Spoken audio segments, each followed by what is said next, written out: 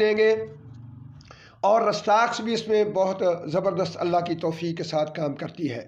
اسی طرح سے بعض اوقات ایسا ہوتا ہے کہ چیزیں تو نظر آتی ہیں، لیکن کبھی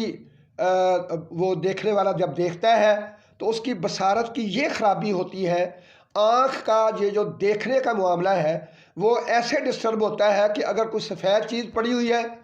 تو اس کو سبز نظر آ رہی ہے، اگر کوئی انسان ہے تو اس کو سر نظر آ رہا ہے، دھڑ نظر نہیں آ رہا۔ اسی طرح اندھیرے میں اس کو دیکھنے میں بڑی پریشانی بنتی ہے۔ یہ ہے آنکھ کی بصارت کا بگڑنا، اس کو اسٹگماٹا کہتے ہیں۔ تو لہذا یہ اس بیماری کے اندر جو میڈیسن ہے الحمدللہ ہومیوپیتھک ادویات بہترین کام کرتی ہیں، جس میں اگیریکس ہے، جس میں فاسفورس ہے، اور جس میں کلکیریا سلف بہترین کام کرتی ہے، ہائیوسائمس، اور اس کے بعد کونیم بھی اس میں بہت زبردست کام کرتی ہے۔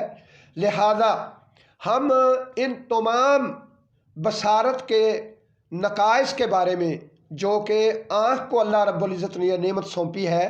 اور اس کی یہ حصی قوت ہے دیکھنا، تو اس کے تمام معاملات میں جب بھی ایک ہومیوپیتھک ڈاکٹر آنکھوں کے مریض کو چیک کرتا ہے تو اسے بالکل ضرور اس کو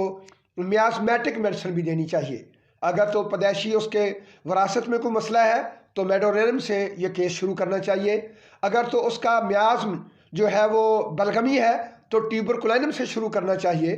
اور اگر وہ اس کا ماحول ایسا ہے کہ اس کے ماحول کے اندر گندگی ہے یا اس کا دماغ جو ہے وہ منفی سوچ کا رکھتا ہے تو سلفر سے شروع کرنا چاہیے۔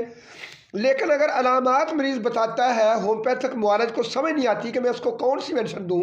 تو پھر اس کا علاج فاسفورس سے شروع کرنا چاہیے۔ اور اگر واقعی آپ کو علم ہے کیونکہ پوری آنکھ کے بصارت کے تمام معاملات کو آپٹک نرو کنٹرول کرتا ہے، تو کیوں نہ ہم پہلے آپٹک نرو کی میڈیسن جو ہے وہ اس پر اس کو کھلائیں اور اللہ رب العزت سے اس کے لیے شفا کا سوال کریں۔ تو پوری ہومیوپیتھک میں فقط ایک میڈیسن ایسی ہے جو آپٹک نرو کو نارمل کرتی ہے اور آنکھ کی تمام بیماریوں کو نارملائز کر دیتی ہے، اور وہ ہے بووسٹا۔ تو لہذا بووسٹا جو ہے وہ ابتدائی طور پر دے ہی دینی چاہیے، تاکہ آپٹک نرو جو ہے وہ جب پاورفل ہوگا، اس کے سینسری نیورون، اس کے موٹر نیورونز جب دماغ تک پیغام لے کر جائیں گے اور لے کر آئیں گے، اور جو وہ بالکل اپنا پورے ایکوریٹ ٹائم پر اپنا کام کریں گے، تو انشاءاللہ پھر آنکھ کے معاملات اور اس کی یہ بصارت کی جو قوت ہے اور اس کی جو حص ہے، اس کے اندر جتنے نقائص ہیں، انشاءاللہ ہم ان